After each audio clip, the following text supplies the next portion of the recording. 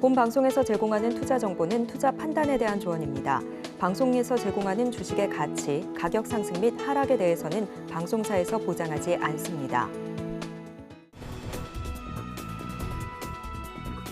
시청자 여러분 안녕하세요. 오늘을 돌아보고 내일을 준비하는 오늘장 내일장 2부 진행의 백선혜입니다. 장 마감까지 확실한 승부 전략과 내일장 주목할 섹터까지 제시해드리고 있습니다. 오늘도 저희 방송과 함께 하시면서 성공적인 투자 전략 가득 담아가시기 바랍니다. 저희 방송은 유튜브를 통해서도 보실 수 있습니다. 유튜브 검색창에 서울경제TV라고 검색하시면 저희 방송과 함께 하실 수 있고요. 본 방송이 시작되기 전에 오후 1시부터는 유튜브 라이브로 먼저 찾아뵙고 있습니다. 이 점도 많은 관심 부탁드리겠습니다. 그러면 오늘장 내일장 2부 본격적으로 출발합니다.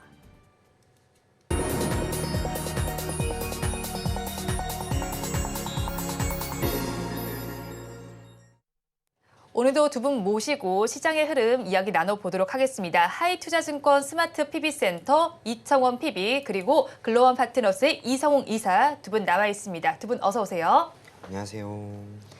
네, 먼저 오후장 시장의 흐름부터 살펴봐야겠습니다. 오전과 비교해서 오후장 달라진 부분이 어떤 게 있을까요? 가장 눈에 보이는 거는 코스피입니다. 코스닥 같은 경우에는 초반부터 흐름 자체가 좋지 않아서 사실상 큰 차이는 없다라고 보여지는데요. 코스피 같은 경우에는 저점 대비 지금 반등하는 흐름이 뚜렷하게 나오고 있습니다. 이건 여러 가지 이유가 있겠지만 결국 이번 주 우리 증시에 가장 큰 영향을 미칠 만한 변수 옵션 만기입니다. 네. 그 옵션 만기를 맞아서 어떤 행사 가격, 콜옵션을 내 가격으로 만들 것인가라고 하는 부분에 대해서 아마 힘겨루기가 계속해서 이어질 거라고 보여지는데요. 코스피가 오늘 초반 낙폭이 적지 않았습니다. 그런데 지금 시가총액 상위 종목군 위주로 매수세가 보이고 있고요. 그리고 저 PBR 관련된 기업들이 장 초반 대비 하락폭을 크게 줄였습니다. 우리가 이걸 토대로 크게 유추할 수 있는 건 두 가지 정도라고 생각을 하는데요. 이번 주 옵션 만기에 외국인들은 비록 오늘 이렇게 선물시장에서의 매도세를 크게 보이고 있긴 있으나 전반적으로 시장은 상승할 것이다 라고 하는 부분에 베팅을 하고 있는 것으로 보여집니다. 지수가 얼마까지 올라갈지는 잘 모르겠습니다만 지난주 기준으로는 행사 가격 367.50 콜옵션도 거침없이 움직였습니다. 지금 그래서 지나치게 심외 가격에 있던 콜옵션도 움직임이 나왔기 때문에 시장은 방향이 아마 위쪽으로 더 가지 않을까라고 보여지고요. 그 가운데 저 PBR 관련된 기업들이 오늘 조정이 나오고 있다 하더라도 몇몇 기업은 여전히 상승하는 모습이 나오고 또 기아나 KB금융 같은 경우에는 저점 대비 반등이 적지 않게 나오고 있습니다. 이 테마가 얼마나 갈지는 잘 모르겠습니다만 적어도 지금 당장 꺾일 것 같지만은 않습니다. 힘이 너무나 강합니다. 그렇다면 저 PBR 관련된 기업들이 시가총액에서 차지하는 비중 자체가 낮지 않다는 점 꽤나 큽니다.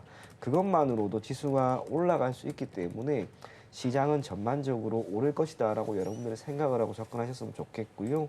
아쉬운 게 있다면 지금은 반도체입니다. 네. 반도체 쪽이 상대적으로 수혜를 받지 못하고 크게 흔들리고 있습니다. 주가 변동성도 많이 커지면서 낙폭도 밀리고 있는 모습이 있으나 저는 그리 봅니다. 지금 보이는 이러한 조정이라고 하는 것도 우리가 예전에 수없이 많이 겪었습니다.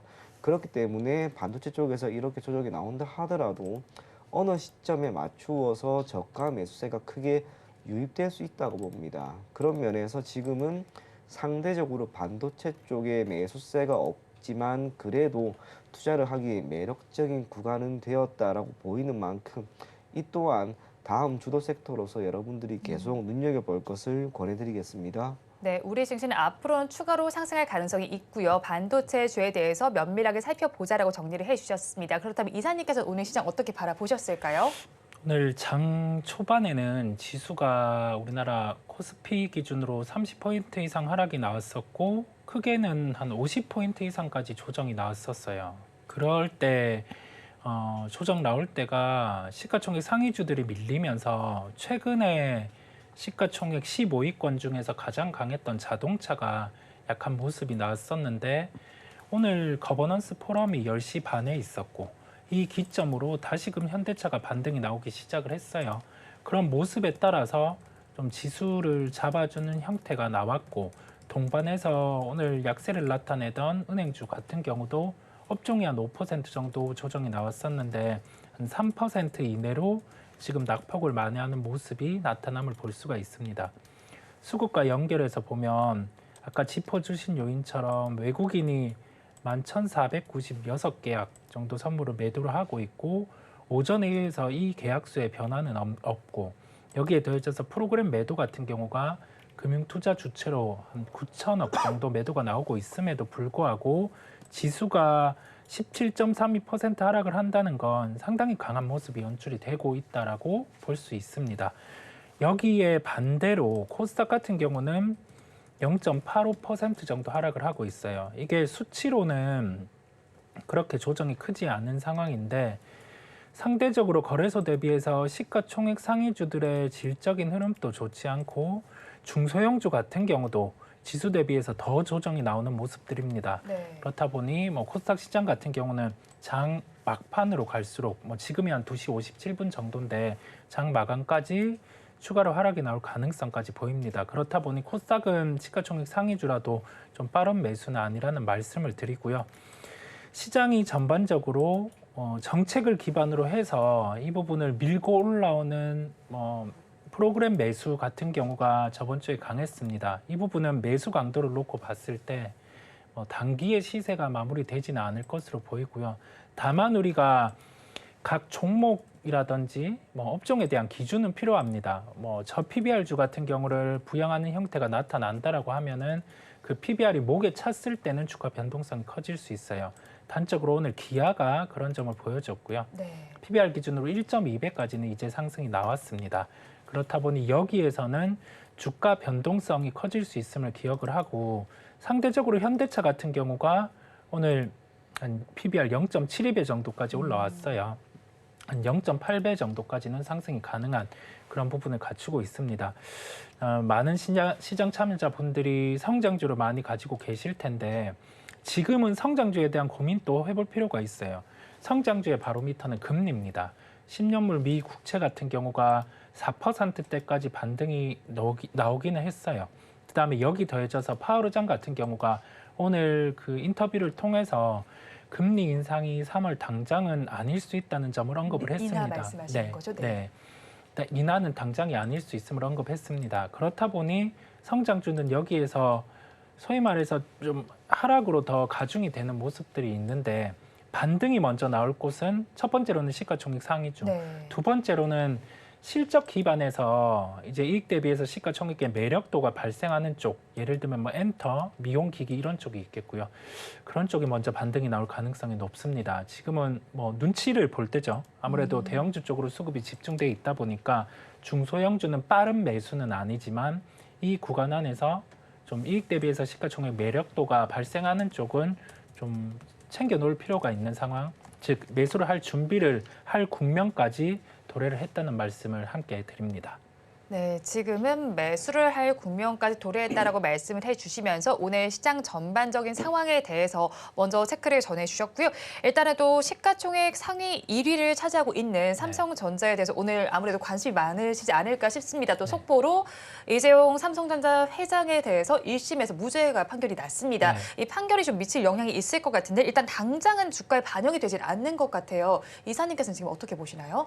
핵심은 지배구조 쪽에 대해서 좀 이슈가 있을 수 있는 부분을 다 무죄화시켰다는 부분이고요. 그러면 여기에서 우리가 연결되는 개연성을 생각을 해보면 삼성에서 이제 상법 개정안 6월을 놓고 여기에서 상속세라든지 기업 지배구조 관련해서 기업에 유리하게 바뀌어준다라고 하면은 지배구조 개편의 단행 가능성도 있습니다. 이건 하나의 뇌피셜로 연결이 되겠고요.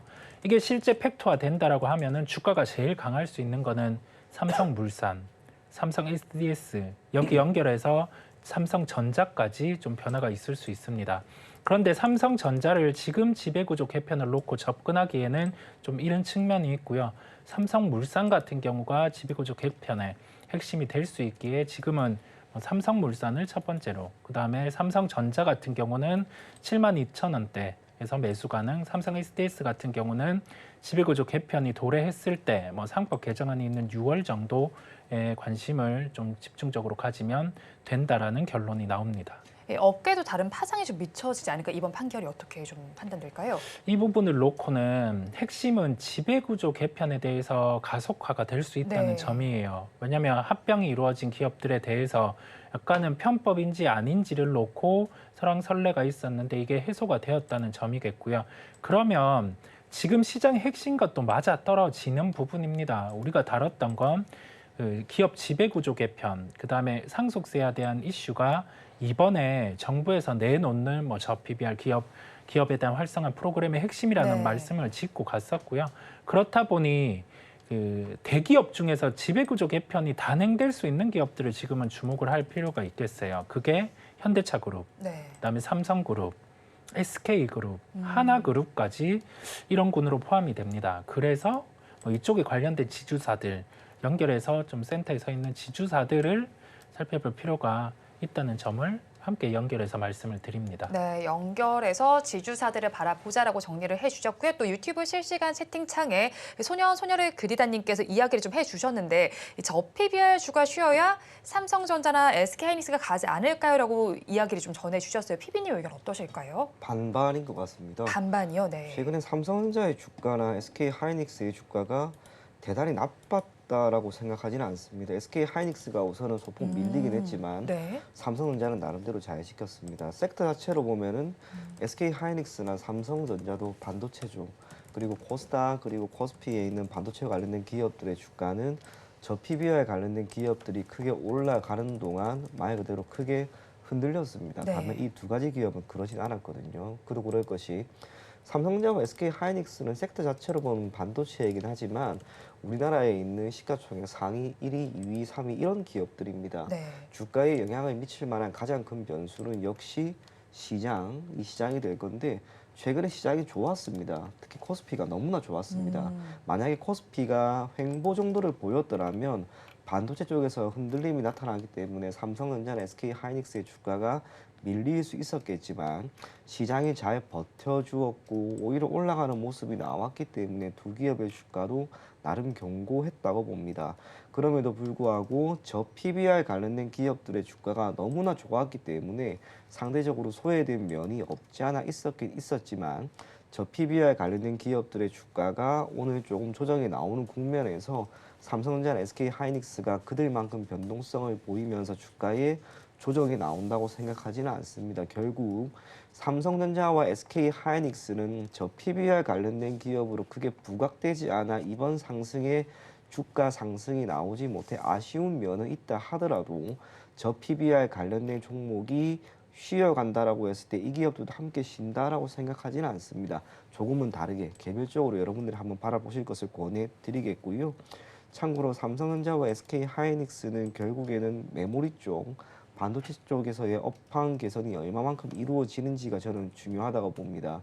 삼성전자는 개인 투자자들이 가장 많이 가지고 있는 기업이죠. 네. 그러다 보니 이 기업의 주가에 대해서 너무나 많이 관심을 가지고 있고 삼성전자가 시가총액에서 차지하는 비중을 감안하면 결국 코스피와의 민감도는 가장 높다라고 할 수 있습니다. 앞서 이야기한 것처럼 외국인들의 선물 시장에서의 매수세가 지금 오늘은 조금 조정이 나온다 하더라도 최근에 매우 괜찮았고 저는 시장이 크게 흔들릴 만한 변수는 많지 않다라고 봅니다. 그렇다면 삼성전자나 SK하이닉스도 이번 저 PBR 관련된 기업들의 주가 상승만큼은 아니더라도 시간을 두고 여러분들이 접근을 한다면 그래도 어느 정도 수준의 좋은 결과를 만들 수 있지 않을까 그렇게 생각이 된다는 점에서 두 기업 부정적으로 바라보기보다는 긍정적인 시각으로 바라볼 것을 권해드리겠습니다. 네, 반도체 대표주인 두 기업에 대해서 앞으로 조금 더 긍정적인 시각을 가져가자라고 정리를 해주셨습니다.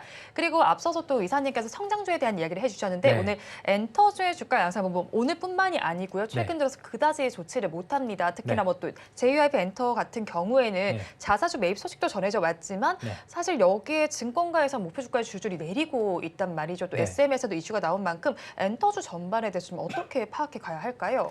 아직은 중립이긴 합니다. 네. 왜냐하면 초동 물량 같은 경우가 우리가 다루고 갔을 때는 처음에 중국의 물량들이 빠져서 이 부분의 커버를 콘서트로 하는지 보자는 말씀을 네. 드렸고 그때는 주가 반등이 났었어요. 그리고 나서 각 기업들 같은 경우가 이 라인업들이 실제 앨범을 발표를 했었는데 초동 물량의 회복 같은 경우는 JYP 기준으로는 있지는 좀 제대로 못 보여줬었죠. 스트레이키즈라든지 이쪽은 다르게 좀 보여줄 요소가 있는데 그런 점을 놓고 시장에서는 우선은 좀 성장에 대해서는 할인을 대입을 하는 것으로 보입니다. 예를 들면 2023년 기준으로 분기에 엔터주가 10% 성장이 나왔다고 봐요. 네. 그러면 동일하게 지금 올해로 넘어와서 4분기, 1분기 기점으로 10% 성장이 나오면 여기에서는 주가 반등은 나올 수 있습니다. 그만큼 조정이 나왔기 때문이죠. 그런데 1분기에 10% 성장이 나올 수 있는 구조는 아닙니다.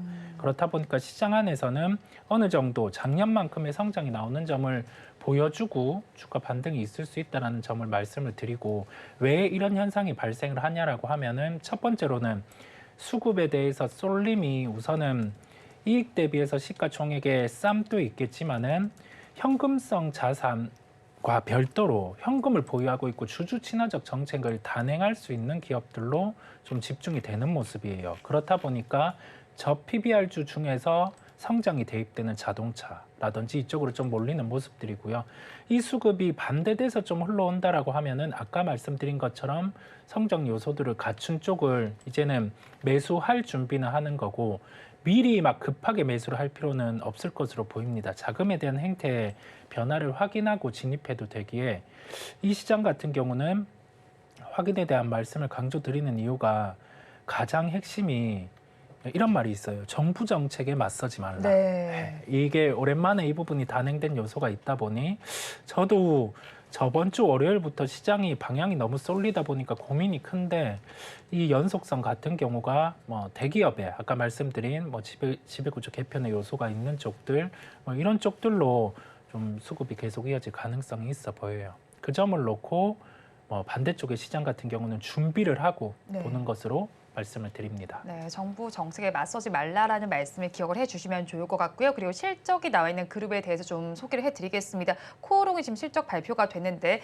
지난해 영업이익이 1,037억 원으로 그 전해와 비교를 해서 67% 내린 수치로 집계가 됐습니다. 건설 경기 둔화를 좀 악재 요인으로 꼽고 있는데 이번이 좀 바닥일지 앞으로도 나빠질 가능성이 있을지 궁금한데요.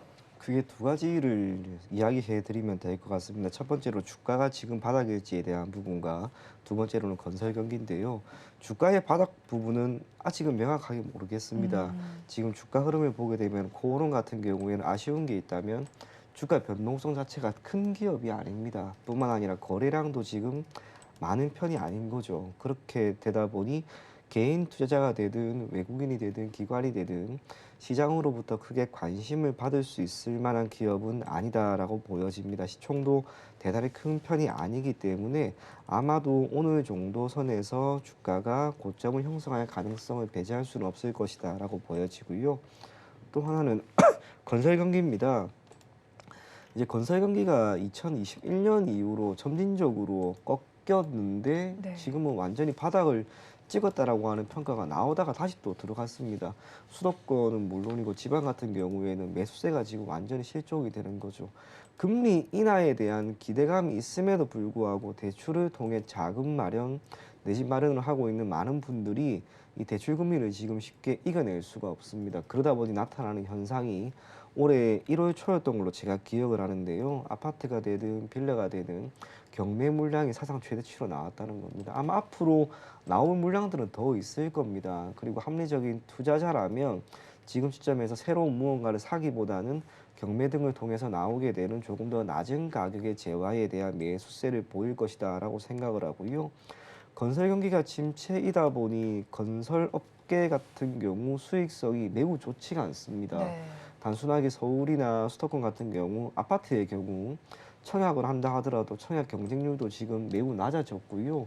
청약에 성공한다 하더라도 계약을 포기하는 사람들이 많이 나오고 있습니다. 이게 시간이 꽤나 걸릴 거라고 봅니다. 무엇보다 인식이 지금 너무 안 좋아졌습니다.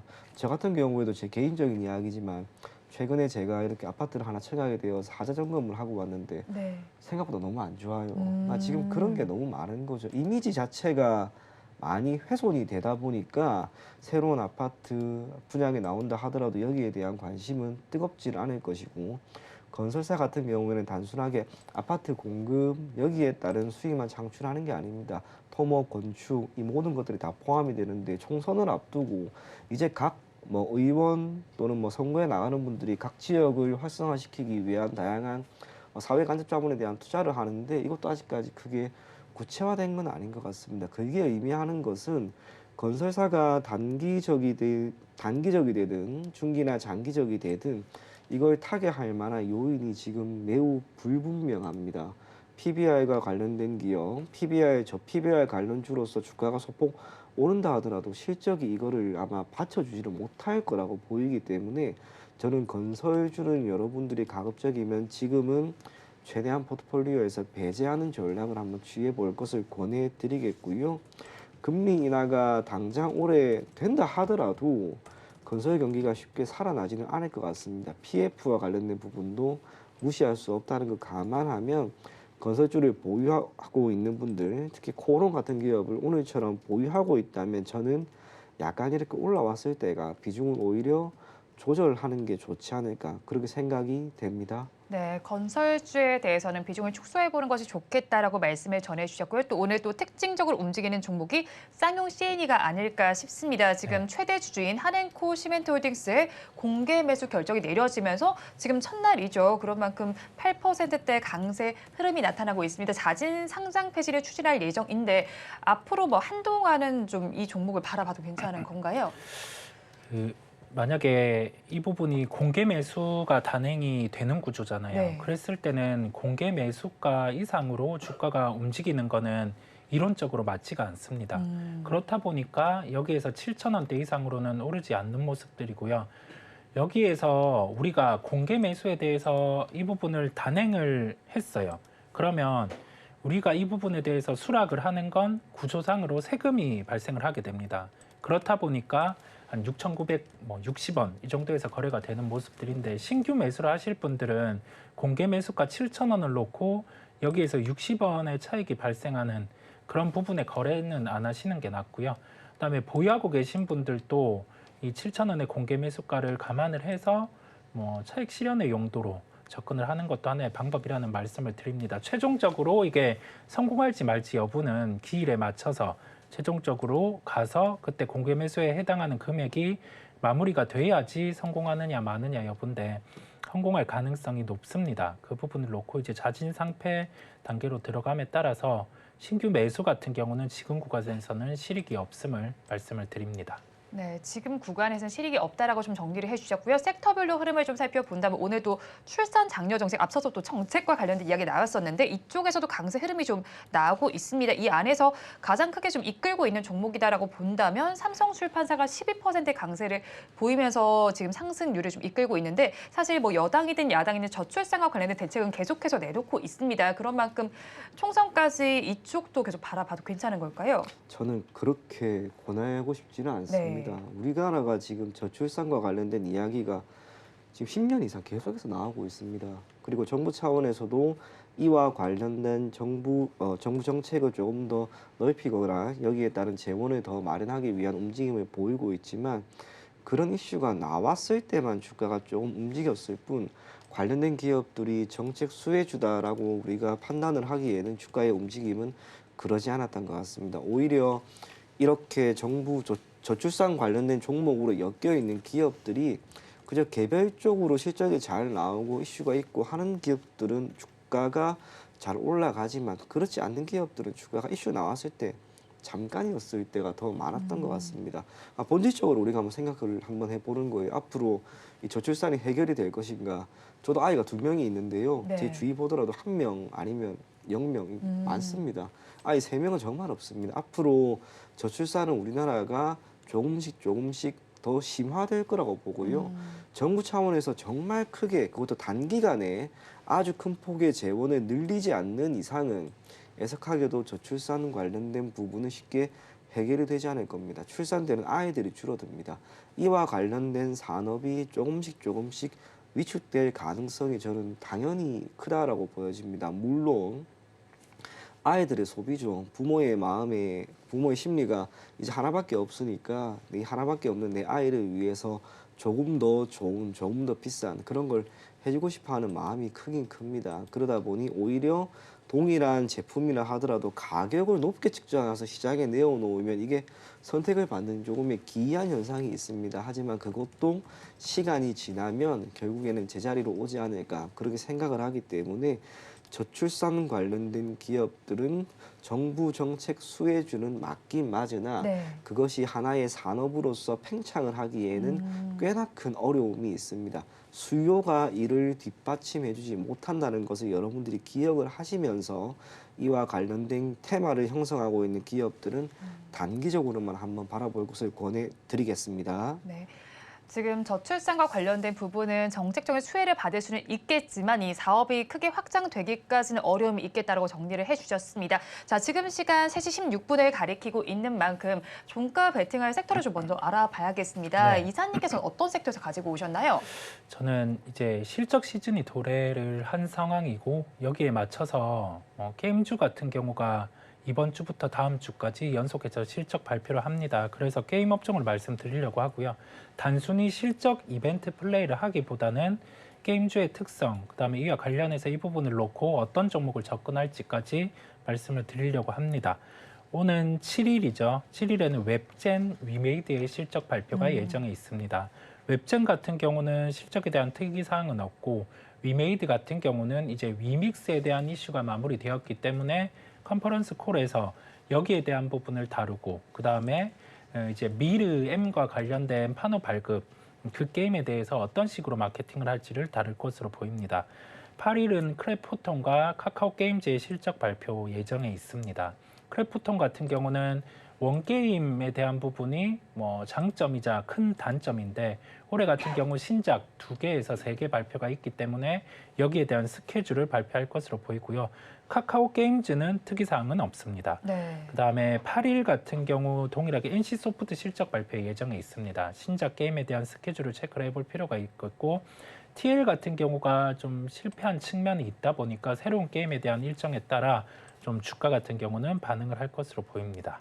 14일에 네오위즈의 실적 발표가 예정에 있습니다. 여기에서는 네오위즈도 실적에 대한 예상치가 작년 기준으로 올해 대비 낮아 있는 만큼 신작에 대한 스케줄, 그 다음에 발급받은 판호에 대한 게임, 여기에 대한 계획이 중요하겠습니다. 즉 결론은 신작 스케줄 발표에 따라서 네. 게임주는 주가 연동성이 높아요. 그래서 신작 게임 스케줄을 체크해 볼 필요가 있다는 점을 강조를 드립니다. 그럼 신작 게임이 나오면 주가가 오르는 건가요? 아니면 그 전까지 오름세를 보이다가 오히려 지금 기대감 해소됐나라는 측면에서 내려가는 걸까요? 신작 게임이 만약에 예를 들어 2월 10일에 나온다고 네. 하면은 2월 10일 기점으로 한 달 정도 기간을 두고 주가는 선반영을 합니다. 그러면서 우리가 베타 테스트 구간이 보통 한 2주에서 3주 정도 기간을 두고 시작이 돼요. 그때 어느 정도 각이 나옵니다. 이게 성공을 할지 말지. 그리고 나서 그때 주가가 한 차례 또 반응을 했다가 마지막으로는 1위를 찍는다고 했을 때 네. 그럴 때 1위에 대한 기대감이 있을 때 1위를 찍으면 주가 같은 경우는 또 빠지는 특성이 있어요. 참 이게 힘든 면이 있는데 그렇다 보니까 이런 부분을 다 버리고라도 상대적인 주가가 빠져 있는 상황 안에서 신작 발표에 대한 스케줄이 어느 정도 한 달 정도 임박했을 때 그럴 때는 게임주를 볼 필요가 있다라는 점을 말씀드립니다. 네, 그렇다면 그 게임주 안에서도 어떤 종목을 가지고 오셨는지 궁금한데요. 네, 저는 네오위즈를 말씀드리려고 합니다. 주가가 워낙 빠져 있는 상황이기도 하고 중국의 판호가 네오위즈의 모바일 게임인 고양이와 스프 같은 경우가 판호 발급이 되었어요. 그 부분을 놓고 이제 킹소프트 CEO라는 중국의 서비스 회사가 담당을 하게 되고 이게 마케팅 능력이 있는 회사다 보니까 기대가 없던 부분이 이제 판호 발급을 통해서 생겨났고 여기에 대해서 좀 이익이 붙을 수 있는 구조가 생겨난 것으로 보입니다. 올해 예상 순이익은 250억인데 그 고양이와 스프의 판호 발급 그다음에 여기 더해져서 수익 부분은 감안되지 않은 수치다 보니까 주가는 빠져 있기에 좀 반등이 가능하지 않을까라고 생각을 합니다. 목표가는 31,000원을 제시를 해드립니다. 이 네. 가격은 현재 가격 기준에서 그래도 기술적인 반등이라도 가능한 가격이기에 31,000원을 대입을 했고요. 손절가는 26,000원인데 26,000원 가격 같은 경우는 좀 추세가 다시금 하락할 수 있는 가격이다 보니까 제가 26,000원을 손절가로 제시를 해드립니다. 네, 이사님께서는 종가 베팅할 종목으로 네오위즈 가지고 오셨고요. 목표 주가는 31,000원, 손절라인 26,000원 제시를 해주셨습니다. 그렇다면 피비님께서는 어떤 섹터에서 가지고 오셨을까요? 저는 카메라 모듈 쪽입니다. 이제 치열하게 싸움이 일어날 거라고 봅니다. 우리가 휴대폰을 선택하는 여러 가지 이유는 다양하겠지만 그중에 네. 하나는 아마 가격이 될 거고요. 또 하나는 디자인이 될 거고요. 또 하나는 성능이 될 건데 그 성능이라고 하는 게 삼성도 그랬고 애플도 그랬고 점진적으로 이 카메라 부분에 있어서의 성능이라고 하는 것에 초점을 맞추고 있습니다. 예전에는 휴대폰에 카메라가 하나밖에 없었습니다. 네. 그 렌즈가. 그런데 지금은 내장된 것까지 포함해서 4개가 있는데요. 이 숫자는 조금씩 더 늘어날 수도 있고 거기에 들어가는 장비, 또 소재, 그 모든 것들은 더 첨단화될 거라고 봅니다. 지금 갤럭시 S24가 크게 이슈가 되었던 이유도 결국에는 그 이유다라고 보여집니다. 그런 면에서 휴대폰은, 이 스마트폰은 결국에는 그 안에 들어가 있는 다양한 기능보다는 우선은 카메라 모듈 이쪽에서 저는 승부가 많이 날 거라고 봅니다. 네. 판매나 자체는 양쪽 다 뭐 애플이 되든 삼성이 되든 크게 늘어나지는 않겠지만 수요가 견고하기 때문에 더 나은 제품, 시장에 더 핫한 이슈를 불러일으킬 수 있는 제품은 점점 더 나올 것이다. 그렇게 생각을 합니다. 그리고 이를 기반으로 하고 있는 정부 차원에서든 기업 차원에서든 투자가 더 이루어진다면 관련된 기업들의 주가는 결국에는 지금보다 더 올라가 있을 것이다. 그렇게 생각을 하기 때문에 카메라 모듈 쪽 여러분들이 계속해서 눈여겨보실 것을 권해드리겠습니다. 네, 카메라 모듈 하면 좀 몇 가지 종목이 떠오르는데 그중에서 어떤 거 가지고 오셨나요? 저는 하이비전 시스템입니다. 최근에 이슈가 조금 붙어서 주가도 잘 올라갔습니다. 그런데 주가가 올라갔던 그 가운데 주가 자체는 240일 신고가를 단번에 돌파를 했습니다. 그리고 때 맞춰서 증권사에서도 동사에 대한 매우 긍정적인 리포트가 조금씩 나왔는데요. 이슈는 역시나 비전 프로라고 하는 한 가지 네. 재화였습니다. 비전 프로에 대한 동사의 카메라 모드 장비, 여기에 대한 제조, 그 모든 것들이 어느 정도 반영이 되기 시작을 했고요. 비전 프로에 대한 판매가 큰 폭으로 올해 2월 2일부터 이제 늘어날 것이다라고 하는 전망이 나오고 있습니다. 이제 시작입니다. 그러는 가운데 앞으로 이 비전 프로가 소비자로부터 조금 더 큰 선택을 받게 되면은 관련된 기업의 입장에서는 생산량을 크게 늘리는 가운데 공급을 늘릴 수밖에 없게 될 겁니다. 그리고 비전 프로가 현재 기준으로 한 대 가격이 500만 원입니다. 그런데도 수요가 엄청납니다. 네. 그걸 한번 써보고 싶은 욕구가 커지게 되는 것이고 이에 따라 산업이 크게 더 성장을 할 것으로 보여지는데요. 그 가운데 동사도 수혜를 얻을 수 있을 것이다 라고 생각을 하고요. 동사는 그것뿐만 아니라 현재 새로운 산업으로 확장을 계속해서 해나가고 있는 모습입니다. 2차전지 사업에 대한 진출을 꾸준히 진행을 해왔고 극판 검사 장비에서는 직접적인 수주 잔고도 만들어지고 있습니다. 뿐만 아니라 세방전지라고 하는 기업에 대해서는 보조 배터리 분야 400억 정도 수준의 수주도 얻었던 것과 동시에 동종업계 대비 상대적으로 낮은 수준의 PER을 보인다라고 하는 것도 여전히 주가가 저평가되어 있다라고 하는 것으로 우리가 생각해 볼 수 있지 않을까 그렇게 보여집니다. 지금 PBR 관련돼서 이슈가 어쨌거나 불고 있는데 네. 그 와중에 PER이 낮으면 그것 또한 분명히 매력은 있을 거라고 봅니다. 그런 면에서 여러분들이 하이비전 시스템을 최근에 주가가 소폭 올랐지만 크게 걱정하지 마시고 한번 눈여겨보실 것을 권해드리겠고요. 목표 가격은 25,000원, 손절 가격은 22,000원 제시해드리도록 하겠습니다. 네, 종가 베팅할 종목으로는 하이비전 시스템을 가지고 오셨고요. 목표 주가는 25,000원, 손절라인 22,000원 제시를 해주셨습니다. 그렇다면 저희는 오늘 마감 동시효과 구간 우리 시장 어떤 분위기 보이고 있는지 살펴보도록 하겠습니다. 우리 양대 시장 지난 금요일과는 다르게 굉장히 힘을 내지 못하고 있습니다. 코스피 지수의 경우에는 0.99%의 하락률을 보여주면서 2,600선이 다시 또 무너졌습니다. 2,589선에 종가를 쓸 준비를 하고 있고요. 다음으로 코스닥 코스닥 시장으로 넘어가서 살펴보겠습니다. 코스닥 시장은 0.88% 내림세를 보이면서 800선은 겨우 지켜냈습니다. 807선에 종가를 쓸 것으로 예상되고 있습니다. 이어서 수급 상황을 살펴보도록 하겠습니다. 코스피 시장 먼저 보겠습니다. 외국인은 다시 또 매수로 전환이 되어 있는 모습이 나타납니다. 외국인과 개인이 쌍끌이 매수를 해주지만 기관 투자자들은 팔고 있습니다. 외국인은 1,700억 원대로 사고 있고요. 오늘까지 4거래일 연속 매수세를 보입니다. 개인 투자자들 5천억 원 넘게 담아내고 있는데요. 반면에 기관 투자자들만이 7천억 원 넘게 덜어내고 있습니다. 다음으로 코스닥 시장의 수급 상황을 살펴보겠습니다. 코스닥 시장에서는 개인만이 홀로 사고 있고요. 외국인과 기관 동반 매도에 나서고 있습니다. 각각 1,000억 원대로 팔아내고 있고요. 반면에 개인 투자자들만이 3천억 원 넘게 사고 있습니다. 오늘 시장 상황 이사님께서 어떻게 바라보셨을까요? 장막판으로 갈수록 코스닥은 상대적으로 조금 더 약해지는 모습이었고 거래소도 반등이 강하지는 않았어요. 오늘 또 프로그램 비차익 거래죠. 바스켓으로 이렇게 거래소를 사람 물량의 종목 위주로 복원력이 빨랐고 강한 모습이었어요. 대표적으로 현대차, KB금융 이런 종목들이 있겠고 수급의 변화가 있는 게 삼성전자입니다. 3거래일 연속 외국인 순매수가 나타나고 있어요. 그렇다 보니까 수급의 전환 가능성도 지금은 대형주 쪽에서 존재를 한다라는 말씀을 드릴 수 있겠습니다. 다만 거래소로 한정적인 흐름이 나타나고 있고 코스닥은 모멘텀이 있을 때 종목들은 반응을 해요. 오늘 52주 신고가 나온 아프리카 TV 같은 경우가 하나의 케이스가 있겠고 실적 발표를 한 TNL 이런 종목들 같은 경우가 주가 반응은 있는 상황인데 아무래도 좀 탄력도는 떨어지는 면이 있습니다. 여기에서 종목 접근을 할 때는 코스닥 시장은 아까 말씀드린 점처럼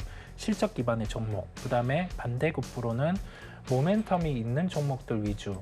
오늘 예로 들면 아프리카 TV 같은 경우가 그런 종목이겠고 트위치에서 옮겨온 그 스트리머 같은 경우가 성과를 보이니까 주가 반응을 한다는 점이거든요. 그래서 각 기업들에서 주가 반응을 할 수 있는 요소가 뭔지 그 핵심을 찾아서 종목들을 살펴보시면 코스닥 시장에서는 조금 더 좀 난이도가 높은 상황 안에서 확률을 높이실 수가 있겠습니다. 네, 코스닥 시장 안에서는 종목별로 어떤 움직임이 있는지를 살펴보자라고 정리를 해주셨고요. 오늘 수급적인 측면을 살펴본다면 선물 시장에서 외국인들이 지금 3거래일 연속 매수 포지션을 취하다가 다시 매도 포지션을 전환이 됐는데 네네. 꽤나 이 수량도 많이 나오고 있는 것 같아요. 11,000 계약 정도 넘게 좀 나오고 있는 상황인데 오늘 이렇게 외국인 투자자들의 발을 빼게 한 요인은 어떤 게 있었을까요? 오늘 중국 쪽에서 좀 변화가 있었어요. 네. 중국 각 지수에서 그 시스템적인 요소가 있다 보니까 자동적으로 매도가 나오는 그런 프로그램이 나타났어요. 그렇다 보니 외국인 같은 경우도 우리나라만의 행태가 아니라 신흥국 쪽에서 동반적으로 이렇게 기계적인 흐름이 나왔다고 보이고요. 거래소에 현물을 같이 매도했다고 하면은 이 부분은 좀 컸을 텐데 그렇지 않고 거래소에 현물을 사줬다는 점에서 우선은 조금은 좀 한 발 또 살펴볼 필요가 있겠는데 중국 시장이 여기에서 추가 하락한다고 하면 외국인 선물 매도 같은 경우도 또 기계적으로 나올 수 있습니다. 그렇다 보니 지금부터는 중국 시장까지도 살펴봐야 되는 볼 게 많아진 시장이라는 말씀을 드릴 수 있겠어요. 네, 중국 시장까지도 바라봐야 할 게 많아진 시장이다라고 정리를 해주셨고요. 양대 시장은 지난 거래일과는 다르게 모두 하락세로 마감을 할 준비를 하고 있습니다. 앞서서 짚어드렸던 것처럼 기관 투자자들이 양대 시장 모두에서 팔아내고 있고요. 외국인은 코스피 시장에서는 사지만 코스닥 시장에서는 팔아내고 있습니다. 개인 투자자들만이 양대 시장 모두에서 매수세를 나타내고 있는 시장이고요. 양대 시장에 등락하는 종목 수를 살펴보더라도 오늘은 역시나 지수도 빠지고 있는 만큼 하락하는 종목 수가 더 많이 집계가 되고 있습니다. 시가총액 상위 종목들에서도 역시나 파란불이 조금 더 많이 나타나고 있고요. 그 안에서 개별주 단에서 이슈가 나와 있는 종목들은 급등세를 연출을 하기도 하고 있습니다. 하지만 수급적인 측면에서 아직까지 부담이 있다는 점 참고하시기 바랍니다. 마감 동시효과 구간 함께 하셨습니다.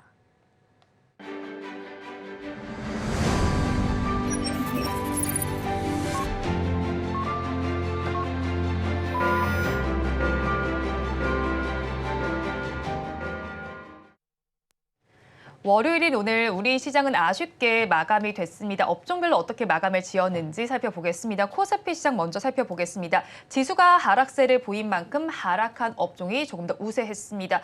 가장 크게 하락률을 보여준 업종은 운수창고 업종으로 2.2% 약세가 나타났고요. 그 뒤를 이은 업종이 서비스업입니다. 1.74% 하락 마감했습니다.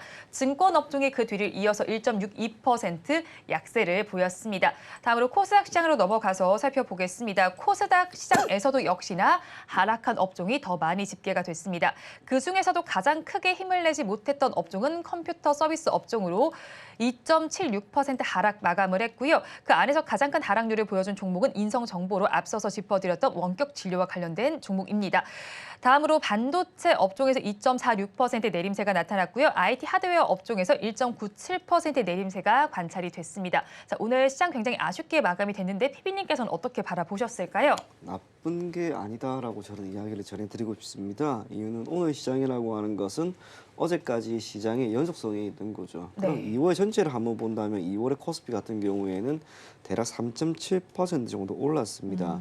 지난 1일, 2일 크게 올랐고 오늘 소폭 조정이 나왔다라고 하는 것을 감안하면 과연 오늘 이 조정, 특히 선물 시장에서 이렇게까지 매도 물량이 많이 나왔음에도 이것밖에 안 빠진 것이다라고 저는 생각을 하고 싶고요. 내일 옵션 만기 이제 3거래일 전입니다. 참고로 내일은 아마 시장의 변동성이 크진 않을 겁니다. 그리고 이제 옵션 만기를 맞을 건데요. 앞서 이야기한 것처럼 삼성전자가 지금 잘 버티고 있고 저 PBR 관련된 기업들의 주가도 그렇게 많이 빠진 건 아닌 것 같습니다. 그래서 시장은 여전히 힘이 있는 것으로 보여지니 당분간은 코스피 위주로 여러분들이 많이 매수를 하거나 눈을 한번 돌려보실 것을 권해드리겠고요. 코스닥은 사실 여러모로 많이 아쉽습니다. 네. 코스피가 너무 좋다 보니까 이게 못 가는 것일 수도 있고 코스닥 같은 경우는 반도체가 그래도 적지 않은 비중을 차지하고 있다 보니 지금 나타나는 매수세의 실종, 그에 따라 시장이 밀리고 있는 거라고 보여집니다. 그럼에도 불구하고 여러 번 이야기를 드린 것처럼 코스피와 코스닥은 우리나라에 있는 양시장입니다. 이 두 시장이 매우 상이한 움직임을 계속해서 보이지는 않을 겁니다. 일정한 시간을 두고 단기적으로는 다른 양상을 보일 수 있을지언정 시간이 어느 정도 지나면 지날수록 두 시장의 선형관계는 더욱 뚜렷하게 나타날 것으로 생각이 되기 때문에 코스닥에서 이렇게 시장에 빠지는 것 그리고 종목들이 빠지는 것 거기에 대해 너무 두려워하지 마시고요.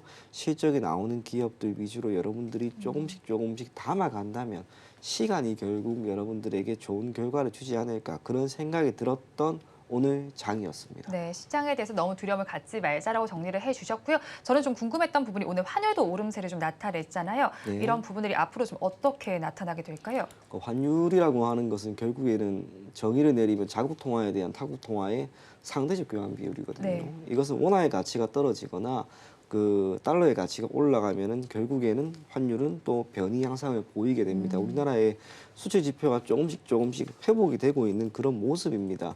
그렇다면 원달러 환율은 이제 조금씩 내려가는 양상을 보여야 되는데 아직까지 외국인들이 현물 쪽에서 큰 폭으로 들어오는 모습이 나타나지 않다 보니까 아무래도 원달러 환율은 조금 더 올라가는 그런 양상을 보이고 있는 게 아닌가 그리 보여집니다. 그럼에도 불구하고 지금 1,330원 정도면은 사실 그리 봅니다. 이게 1,400원을 막 넘어간 것도 아니고 1,350원대 위에서 놓여 있는 것도 아니다라고 한다면 지금 환율은 크게 문제가 될 만한 시점도 크게 좋은 그런 국면도 아니지 않을까라고 보여지고요.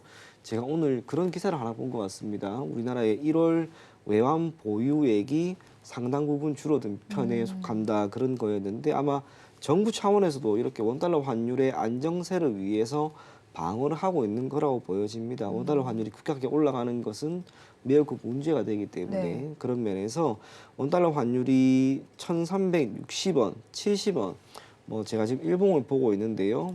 뭐 월봉상으로 보게 되었을 때 뭐 1,400원 이렇게 올라가지 않는다면 환율은 지금 우리나라의 시장과 경제 상황을 고려하면 적정 수준 내에서 움직이는 것이다라고 생각을 하고 크게 개의치는 않으셨으면 좋겠고요. 우리나라의 주식시장이 되든 채권시장이 되든 외국인들이 들어올 만한 조건이 형성이 되면 원달러 환율은 자연스럽게 내려갈 겁니다. 결국 우리나라에 외국인들이 들어오기 위해서는 투자에 필요한 자금, 이 자금 조달 금리가 지금 큰 거죠. 네. 금리가 인하가 되면 오히려 원달러 환율이 조금 더 내려갈 수가 있으니까 이 또한 여러분들이 크게 신경은 안 쓰셔도 괜찮을 것이다. 그리 생각이 됩니다. 네, 그리고 환율에 대해서 이사님의 의견은 좀 어떠실까요? 맞아요. 지금 시장에서는 크게 환율 감안하기보다는 네. 그 환율의 속도를 볼 필요가 있어요. 한 8원 정도, 영원에서 한 8원 정도, 8원에서 10원 정도 이 정도 구간은 괜찮은데 갑자기 우리가 일일의 평균 폭보다 지나치게 상승하는 경우에는 우리가 감안하지 못한 다른 시스템 리스크가 있을 수 있기 때문에 상승하는 폭을 관찰하실 필요가 있겠고요. 그 다음에 만약에 환율이 지나치게 상승하는 흐름이 나타났을 때는 외국인 수급 기준에서도 반응을 할 거예요. 거래소 기준 현물을 한 3천억 정도 이상 매도를 한다든지 이런 흐름이 나올 거기 때문에 환율 흐름과 주식의 매도 흐름을 함께 결부해서 보시면 지금은 도움이 되시겠습니다. 네, 환율의 흐름과 주식의 흐름을 좀 결부해서 바라보자라고 정리를 해주신 만큼 투자 의견에 참고를 해주시면 좋겠습니다. 지금까지 글로원 파트너스의 이성웅 이사 그리고 하이투자증권 스마트 PB센터 이청원 PB와 함께했습니다. 오늘 두 분 말씀 고맙습니다. 네, 그러면 오늘장 내일장 2부에서 전해드린 내용 정리해서 보여드리겠습니다. 화면으로 확인해 보시죠. 오늘장 내일장 2부의 핵심입니다. 먼저 이성웅 이사님의 종가 베팅 종목입니다. 게임 섹터 내에서 가지고 오셨습니다. 최근에 게임 섹터에서도 계속된 이야기가 나오고 있는 상황인데요. 그 안에서 신작 모멘텀도 있고 중국 판호 발급 등의 긍정적인 모멘텀을 가진 종목을 가지고 오셨습니다. 네오위즈를 종가 베팅할 종목으로 가지고 오셨고요. 목표 주가는 31,000원 그리고 손절 라인은 26,000원 제시를 해주셨습니다. 다음으로 이청원 PB님의 종가 베팅할 종목 살펴보도록 하겠습니다. 앞서서 한번 짚어주셨는데 카메라 모듈과 관련된 쪽에서 말씀을 전해주셨습니다. 애플의 비전 프로 런칭 효과가 기대가 되고 있는 상황인데요. 하이비전 시스템입니다. 저평가 매력이 부각이 되고 있고요. 중장기적으로 전략을 짜봐도 괜찮겠다라고 정리를 해주셨습니다. 목표 주가는 25,000원, 손절 라인은 22,000원 제시를 해주셨습니다.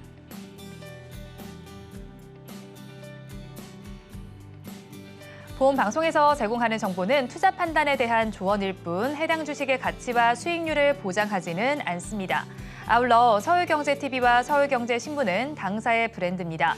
최근 당사를 사측하는 피해 사례가 늘어나는 만큼 각별히 주의해 주시기 바랍니다. 오늘장 내일장 2부에서 준비한 순서는 여기까지입니다. 저희는 내일 이 시간도 여러분과 함께하겠습니다. 오늘도 시청해 주신 여러분 고맙습니다.